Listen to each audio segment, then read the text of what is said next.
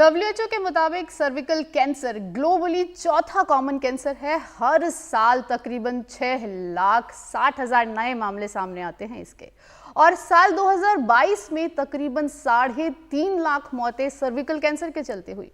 HPV information centre ने साल 2023 की एक फैक्ट शीट पेश की, जिसके अनुसार भारत में 15 साल और उससे ज्यादा उम्र की 511.4 मिलियन महिलाएं, यानी कि करीब 51 करोड़ महिलाएं ऐसी हैं जिन्हें सर्विकल कैंसर होने का खतरा है। वर्तमान में अनुमानों से पता चला है कि सर्विकल कैंसर भारत में दूसरा सबसे आम कैंसर है। लेकिन अगर मैं आपसे कहूं कि इतने मामलों और मौतों को रोका जा सकता है, वो भी सिर्फ एक छोटे से टीके से। जी हां, एक टीका सर्विकल कैंसर से 90 से 99% तक बचाव दे सकता है ना? हैरान करने की बात, जिस कैंसर के नाम से पूरी दुनिया डरती है, उसी के सबसे आम प्रकार को रोक पाना आपके अपने हाथ में है। लेकिन फिर भी मामलों पर मामले और मौतों के आंकड़े बढ़ रहे हैं।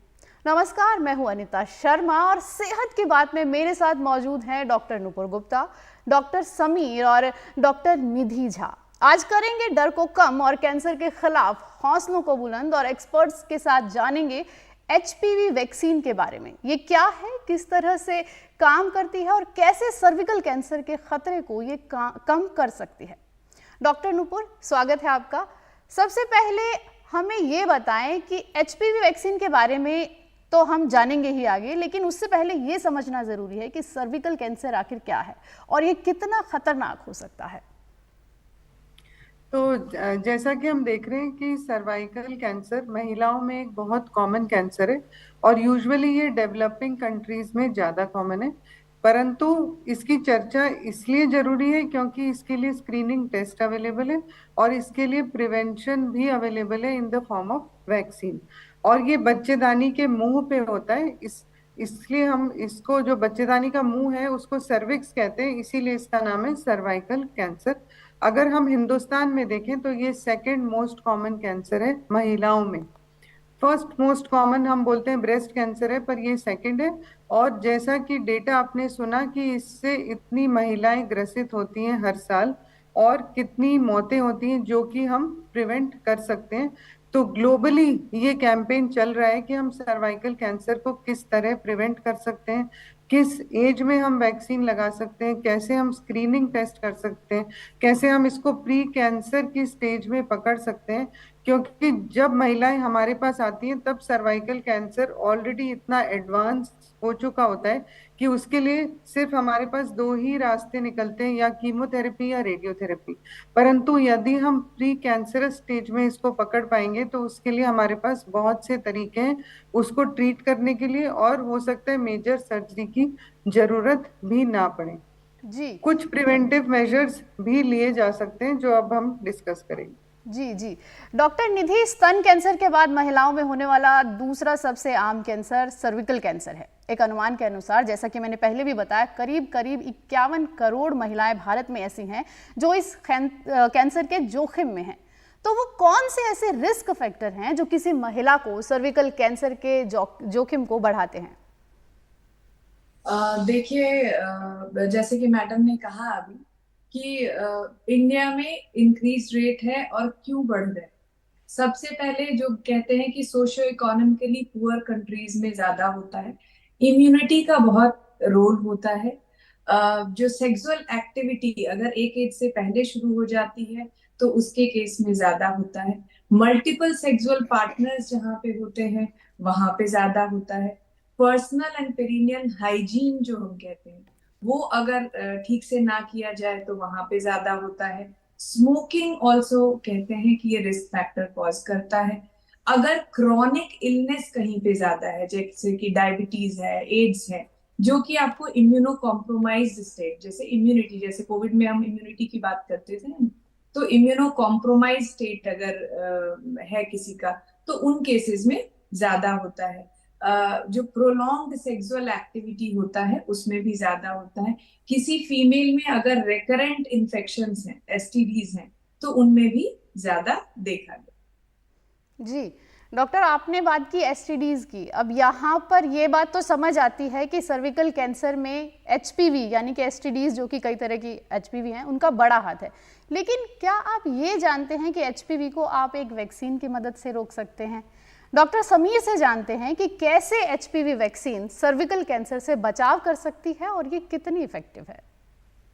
बिल्कुल बिल्कुल, देखिए जैसे कैंसर के नाम से ही एक सबको डर लगता है, और ये कैंसर ऐसा है जो एक वायरस की वजह से होता है। और जैसा अभी हम बात भी कर रहे थे कि हमारे पास इसके screening tool, diagnostic tool available है कि हम पता लगा सकते हैं कि कैंसर है या प्री कैंसर है। पर ज्यादातर भारत में खास तौर पे देखा गया है कि ये कैंसर लेट स्टेज पे डिटेक्ट होता है, क्योंकि ये वायरस एक कारण बनता है इस कैंसर का।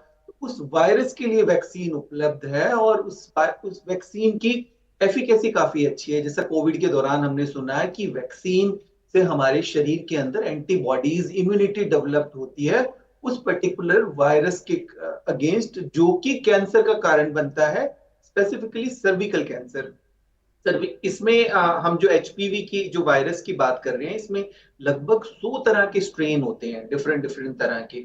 पर उसमें से कुछ होते हैं जो मेन होते हैं, जो कारण बनते हैं कैंसर का। तो जो वैक्सीन है ये उनके ऊपर का असरदारक होती है। तो सर्विकल कैंसर के साथ साथ वेजिनल कैंसर, वर्बल cancer, penile cancer, oropharyngeal cancer, तो ये सभी तरह के कैंसर से प्रोटेक्शन देता है। और अभी जैसा हम बात भी कर रहे थे कि आपका सेक्सुअली ट्रांसमिटेड डिजीज, इसके अलावा एचपीवी इंफेक्शन, तो ये सभी चीजों से इससे काफी प्रोटेक्शन मिलता है। तो अपार्ट फ्रॉम सर्विकल, अदर भी जो कॉज होता है एचपीवी के कारण, उन सब से भी इसकी सुरक्षा मिलती है। और ये सबसे अच्छी बात यह है कि ये काफी इफेक्टिव जो है टूल है, क्योंकि प्रिवेंशन की बात करें तो प्रिवेंशन में वैक्सीनेशन सबसे बड़ा हमारा हथियार है। जी जी जी डॉक्टर नूपुर, एचपीवी का टीका किससे, कब और कैसे लेना चाहिए? देखिए, एचपीवी वायरस, जब से हमें पता है कि एचपीवी वायरस से हम कैंसर को प्रिवेंट कर सकते हैं, तो इसका सबसे अच्छा समय लगाने के लिए है 9 से 15 साल की उम्र में। इंडिया में, हिंदुस्तान में हम अभी लड़कियों को ही लगाते हैं, पर वर्ल्ड ओवर बॉयज के लिए भी ये प्रोटेक्टिव साबित हुआ है। तो 9 से 14 साल या before onset of sexual activity, कि आपका किसी से फिजिकल संबंध नहीं हुआ है, ये सबसे अच्छा समय है। क्योंकि एचपीवी वैक्सीन में एचपीवी वायरस के कुछ ऐसे टुकड़े हैं जिससे एंटीबॉडी बनना इनिशिएट हो जाती है।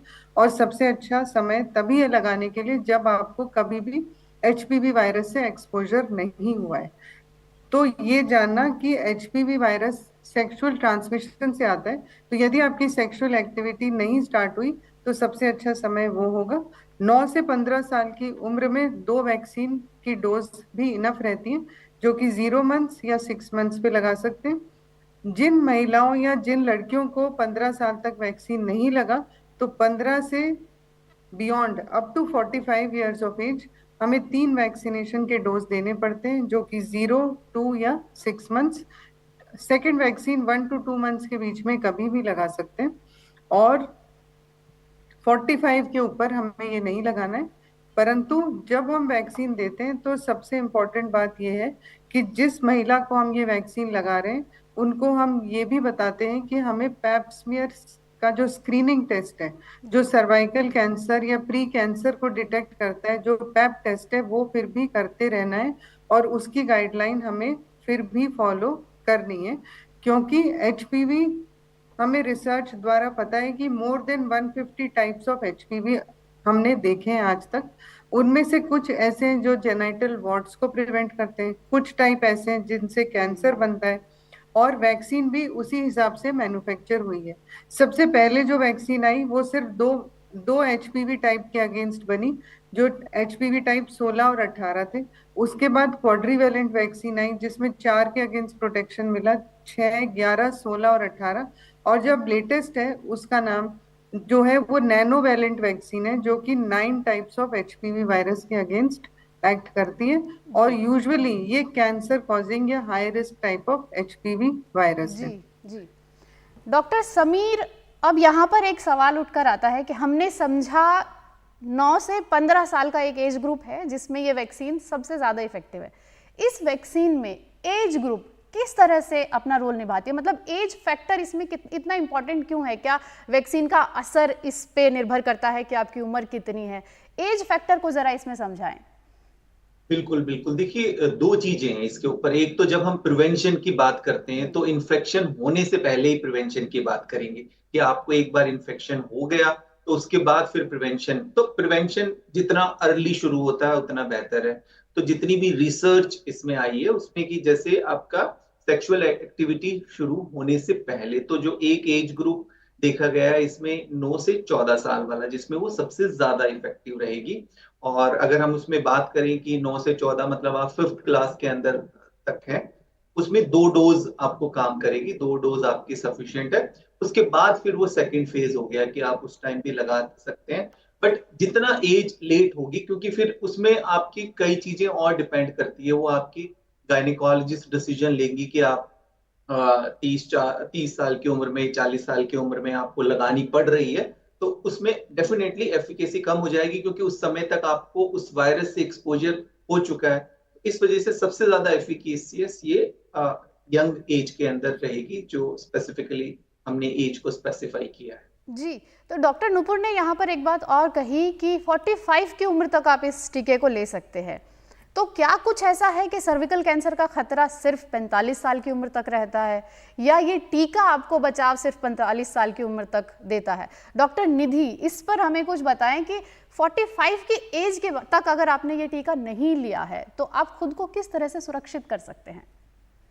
देखिए, सबसे पहले जो आपने पहले क्वेश्चन पूछा क्यों 15 से पहले के, तो उसमें दो ही फैक्टर है। पहला ये कि तब तक आप किसी भी एचपीवी वायरस से एक्सपोज नहीं हुए रहते।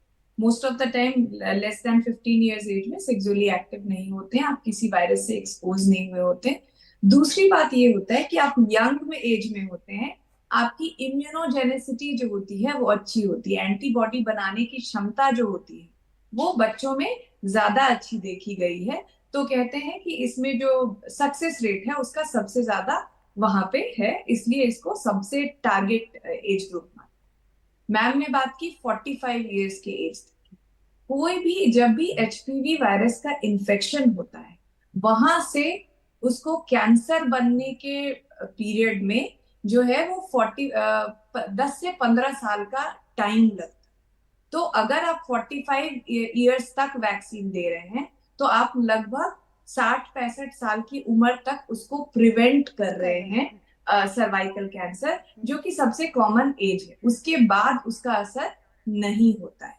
ठीक है, 45 हम 15 से 45 के एज की बात क्यों करते हैं? 15 से 45 के एज की बात इसलिए करते हैं कि ज्यादातर महिलाएं हमारे पास उससे पहले आती नहीं आती हैं। इसका मतलब ये है कि हम उनको सेफ्टी जो हमें मिला हुआ है वो ना दे, वो जस्टिफाइड नहीं है। दूसरा कि सर्वाइकल कैंसर प्रिवेंशन में जो सबसे इम्पोर्टेंट उसके बाद का फैक्टर वो है पैप स्मीयर एग्जामिनेशन और एचपीवी डीएनए टेस्टिंग। ये सिंपल ओपीडी प्रोसीजर है जो हम यूनिवर्सली ट्राई कर रहे हैं कि हम हर महिला को काउंसिल करें और उनसे करवाएं। ये बच्चेदानी के मुंह से एक छोटा सा सैंपल लिया जाता है, यहाँ पे कोई कटिंग नहीं होती है, कोई टिश्यू नहीं लिया जाता है, एक वजाइनली हम ब्रश इंसर्ट करते हैं और यहाँ से जस्ट स्मीयर किया जाता है और उसको टेस्टिंग के लिए भेज दिया जाता है। वो टेस्टिंग हमें ये बताता है कि या तो कैंसर है या कैंसर का बहुत अर्ली स्टेज है, या इस पर्सन में ज्यादा कैंसर होने के चांसेस हैं लोगों से। तो बहुत सारे इससे पहले के स्टेज हैं जिसमें हम प्रोटेक्ट कर सकते हैं। डॉक्टर निधि, यहाँ पर एक सवाल आता है कि वो बच्चियां जिनकी उम्र अभी कम है, जो यौन रूप से सक्रिय नहीं है, क्या उनमें भी इस संक्रमण की संभावना रहती है? देखिए, ज्यादातर कहा गया है कि संभावना नहीं रहती है, क्योंकि ह्यूमन पैपिलोमा वायरस जो है वो सिर्फ सेक्सुअली ट्रांसमिटेड नहीं है। ये थोड़ा कॉन्ट्रोडिक्टरी हो गया मैं जो कह रही हूँ, सिर्फ सेक्सुअली ट्रांसमिटेड नहीं है, ये स्किन टू स्किन ट्रांसमिशन से भी होता है। इसलिए जब हम प्रोटेक्शन की बात करते हैं तो हम सिर्फ सेक्सुअली एक्टिव में नहीं ये पैप स्मीयर और एचपीवी डीएनए कर रहे हैं। कोई भी महिला जिसके पास यूट्रस है और सर्विक्स है, उन सबको स्क्रीन किया जाता है। चांसेस कम होते हैं सेक्सुअली एक्टिव जो नहीं होते उनमें होने के, लेकिन कंप्लीटली जीरो नहीं है, क्योंकि ये स्किन टू स्किन कांटेक्ट से भी से फैलता है। फैलता है। डॉक्टर नूपुर के पास सीधा चलते हैं और उनसे जानते हैं कि एचपीवी वैक्सीन के डोजेज के बीच में अंतराल कितना होना चाहिए। तो जब हम 2 डोज लगाते हैं, तो जब हमने पहली वैक्सीन लगाई तो दूसरी वैक्सीन उसके 6 महीने में लगना है। उससे पहले नहीं लगाना है, उससे लेट हो सकता है, लेकिन 6 महीने का अंतराल सबसे अच्छा है। और वो याद रखें, तो इससे अच्छी बात नहीं है। अगर हम 3 डोज लगाते हैं तो 0, 2 मंथ्स और 6 मंथ्स। तो जो तीसरी डोज है वो पहली डोज और तीसरी डोज के बीच में 6 महीने का अंतर होना चाहिए। और अगर दूसरी और तीसरी डोज की बात करें तो दोनों के बीच में 4 महीने का अंतर होना जरूरी है। और इससे इम्यूनाइजेशन शेड्यूल कंप्लीट हो जाता है। जी, तो डॉक्टर यहाँ पर एक सवाल ये उठकर आता है कि ये आपने बताया कि 3 डोजेस भी आप ले सकते हैं और 2 भी, तो किन को 2 लेनी चाहिए और किन को 3, ये पैमाना कैसे तय किया जाता है डॉक्टर नुपुर? देखिए, जितनी जल्दी हम ये वैक्सीन लगाते हैं उतनी इसकी एफिकेसी ज्यादा है और उतने लंबे समय तक ये एक्ट करता है, उतनी अच्छी एंटीबॉडी बनती है। तो 9 से 14 वर्ष या 9 से 15 वर्ष की जो लड़कियां हैं उनको जब हम लगाएंगे तो 2 डोज ऑफ वैक्सीन इनफ है। और जो 16 ईयर्स एंड अबव को लगाएंगे, पहले हम 26 साल तक ही वैक्सीन लगाया करते थे, पर अब जो नई रिसर्च आई है उसमें हम अप टू 45 ईयर्स भी ये वैक्सीन लगाते हैं। तो जिन बच्चों को 14 साल तक वैक्सीन मिल गई उन्हें 2 ही डोज मिली, पर उसके बाद जिसने भी वैक्सीन लगाई उनको 3 डोज की आवश्यकता रहती है, जिसको हम 0, 1, 6 मंथ्स भी कर सकते हैं या 0, 2 और 6 मंथ्स पे भी लगा सकते हैं। जी, डॉक्टर समीर, जब टीकाकरण की बात आती है तो एक बहुत बड़ा विषय उसके साथ जुड़ जाता है, वो होता है आर्थिक। हर किसी के लिए टीकाकरण हर तरह का उतना संभव नहीं होता, क्योंकि कुछ टीकों की कीमत बहुत ज़्यादा होती है। जब भी सर्विकल कैंसर के टीके की यानी कि एचपीवी वैक्सीनेशन की बात होती है तो सबके मन में एक सवाल आता है कि इसकी कीमत क्या है। अगर आप हमारे दर्शकों को उस पर थोड़ा बता पाएं कि कितनी कीमत इस टीके की होती है। देखिए, बिल्कुल, अगर इसमें हम ग्लोबली देखें तो इसकी कीमत वैसे काफी, अभी तो खैर फिलहाल रिवाइज हुई है, पर अगर मैं बात करूं तो लगभग 2000 से लेके 10,000 तक का इसमें इस तरह से वैल्यू चल रही थी। पर अभी प्राइसिंग थोड़े ठीक है, अफोर्डेबल है, इसमें 2 से 3 हजार तक के बीच में। बट अभी जैसे हमारी भारत के अंदर निर्मित जो वैक्सीन आ गई है उसके अंदर आपको ये और भी कम प्राइस के अंदर उपलब्ध हो जाएगी।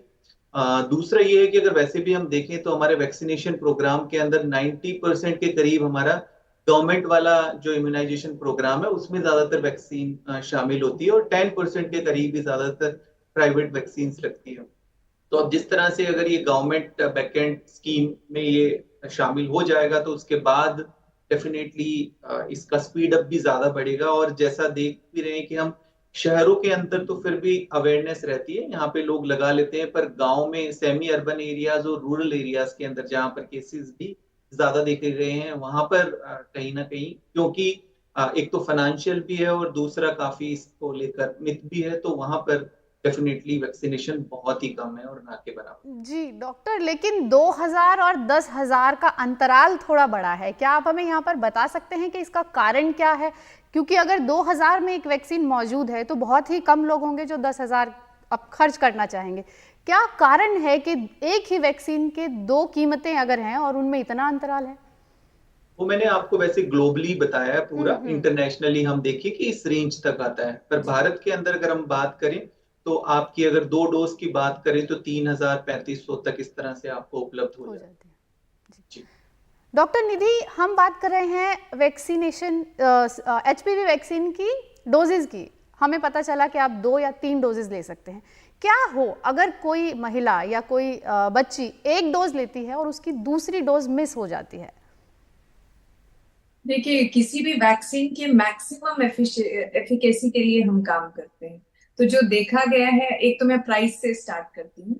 जो प्राइसेस क्यों डिफरेंट हैं? प्राइसेस इसलिए डिफरेंट हैं कि जैसे मैम ने बताया, बाइवेलेंट वैक्सीन होती है, क्वाड्रीवेलेंट वैक्सीन होती है और नैनो या नोनावेलेंट वैक्सीन होती है। जो बाइवैलेंट वैक्सीन होती हैं वो 2 स्ट्रेन जो है 16 और 18 के अगेंस्ट काम करती हैं और उसके अगेंस्ट एंटीबॉडी बनाती हैं। जो क्वाड्रीवैलेंट है वो 4 के अगेंस्ट, और जो नोनावैलेंट है, नैनोवैलेंट है, वो 9 के अगेंस्ट बनाती है। तो इसीलिए जो चार्जेस डिफरेंस है वो इसी वजह से है। जो नोनावैलेंट है उसका एक ही वैक्सीन है, Gardasil 9, which cost you around 10,000, जो उन्होंने बोला, क्योंकि इसमें ज्यादा स्ट्रेन के अगेंस्ट बनाया गया है तो इसलिए उसका प्राइस ज्यादा है। और इसी की एफिकेसी जो हम बात कर रहे हैं वो 95% के आसपास है। जो बाइवैलेंट वैक्सीन, जो क्वाड्रीवैलेंट है, दैट इज गार्डासिल। जो गार्डासिल है उसका प्राइस अराउंड 3900 के आसपास है। जो एमआरपी है वो 3900 के आसपास है।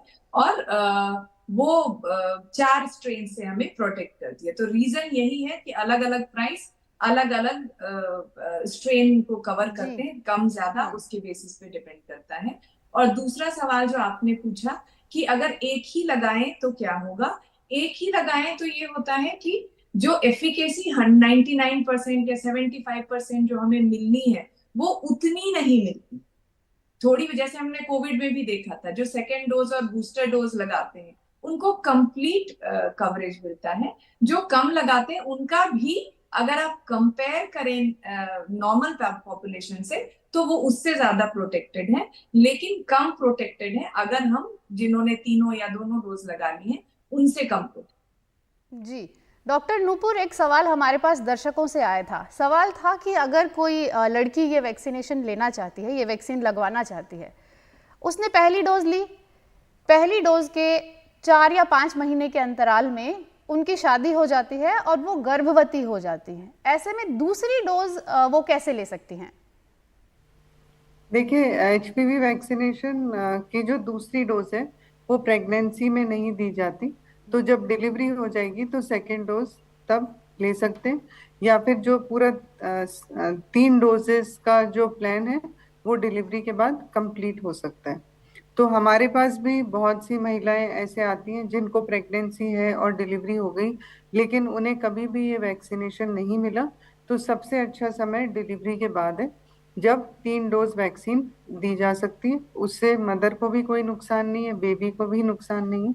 और वो ऐसा समय है पोस्टपार्टम का जब आप नेक्स्ट प्रेगनेंसी भी प्लान नहीं कर रहे हो। दूसरी बात, यदि आपने एचपीवी वैक्सीनेशन का फर्स्ट डोज लिया और आपको पता चला कि आपका प्रेगनेंसी टेस्ट पॉजिटिव है, तब भी हमें घबराने की जरूरत नहीं है। बस यही करना है कि जो नेक्स्ट 2 डोजेस हैं वो डिलीवरी के बाद ली जाएं, और प्रेगनेंसी फिर भी हम सेफली कंटिन्यू कर सकते हैं। जी डॉक्टर समीर, पुरुष भी इस बारे में जानना चाहते हैं कि सर्विकल कैंसर महिलाओं में देखा जाता है, लेकिन एचपीवी संक्रमण एक ऐसा संक्रमण है जो मेरी जानकारी के मुताबिक 80% लोग अपने जीवन काल में देखते हैं। तो क्या पुरुषों को भी ये वैक्सीन लेना चाहिए? जी जी बिल्कुल। देखिए, जैसे हमने बात की शुरुआत के अंदर कि ये सर्विकल कैंसर के साथ साथ और भी कई तरह के इन्फेक्शन और कैंसर कॉज करते हैं, जैसे कि पिनाइल कैंसर हो गया, ओरोफेरिंजियल कैंसर हो गया, इसके अलावा एनल कैंसर हो गया, जेनिटल वॉर्ड्स हो गए। तो इन सब से प्रोटेक्शन के लिए जरूरी है पुरुषों के अंदर भी, जैसे अगर हम वेस्टर्न कंट्रीज के अंदर बात करें तो वहां भी दी जाती है, तो उनके अंदर भी इस तरह से जो हम एज ग्रुप की बात करते हैं उसी तरह से उसी एज ग्रुप में पुरुषों को भी वैक्सीन दी जा सकती है। जी डॉक्टर निधि, यहाँ पर एक सवाल है कि एचपीवी वैक्सीन सभी को देने की सलाह दी जा रही है, पुरुष भी और स्त्रियां भी। क्या इसके कुछ साइड इफेक्ट भी देखने को मिलते हैं? हाँ, ये सवाल बहुत ही इंटरेस्टिंग है। और हर इंसान, हर जिसको देखिए, सबसे इम्पोर्टेंट मैं ये बताना चाहूंगी कि अभी भी हम गायनेकोलॉजिस्ट को बहुत स्ट्रगल करना पड़ रहा है लोगों को कन्विंस करने के लिए कि ये एक वैक्सीन है जो आपको कैंसर से बचा सकता है। जब हम प्राइस के बारे में बात, मैडम ये बहुत महंगा है और ये बात करते, कभी आपने सोचा है कि अगर आपको कैंसर हो गया तब आपका कितना पैसा खर्च होगा? तो जो आपके आंसर पे आते हैं, आंसर ये है कि कोई भी मेजर साइड इफेक्ट नहीं देखा गया है। कभी कभार किसी किसी पेशेंट में हल्का बुखार हो सकता है, कभी, क्योंकि किसी भी दवाई से एलर्जी कुछ सडन लोगों को हो सकती है जो मैंने नहीं देखी है, तो उसके लिए हम कहते हैं कि जब भी आप वैक्सीन लगाएं तो अगले 1 घंटे तक कम से कम आधे घंटे आप उस अस्पताल में, क्लिनिक में बैठें। और कोई मेजर कुछ भी नहीं देखा गया है। बट मैं सरकार से, आपसे, सबसे अपील करूंगी कि ये सर्वाइकल कैंसर वैक्सीनेशन के लिए, सर्वाइकल कैंसर स्क्रीनिंग के लिए जी हमें बहुत ज्यादा काउंसलिंग करनी पड़ जी रही है। तो मुझे लगता है कि हमें अवेयरनेस की बहुत ज्यादा जरूरत है कि हमारा भी ये एफर्ट थोड़ा कम हो। और एक ही वैक्सीन है होल वर्ल्ड में जो कि कैंसर को प्रिवेंट बचाव कर कर सकती है। Only G G cancer is preventable by vaccine. जी, तो ये शुक्रिया। अवेयरनेस बहुत जरूरी है। शुक्रिया डॉक्टर। तो ये थे हमारे साथ डॉक्टर समीर भाटी, डॉक्टर नुपुर गुप्ता और डॉक्टर निधि झा। हमसे जुड़ने के लिए और हमें अपना कीमती समय देने के लिए आप सभी का धन्यवाद। हमारे दर्शकों की बेहतरी और सेहत से जुड़े और मुद्दों के साथ हम जल्द ही फिर हाजिर होंगे। तब तक अपना ख्याल रखिए, तंदुरुस्त रहिए, हंसते मुस्कुराते रहिए और एनडीटीवी इंडिया देखते रहिए।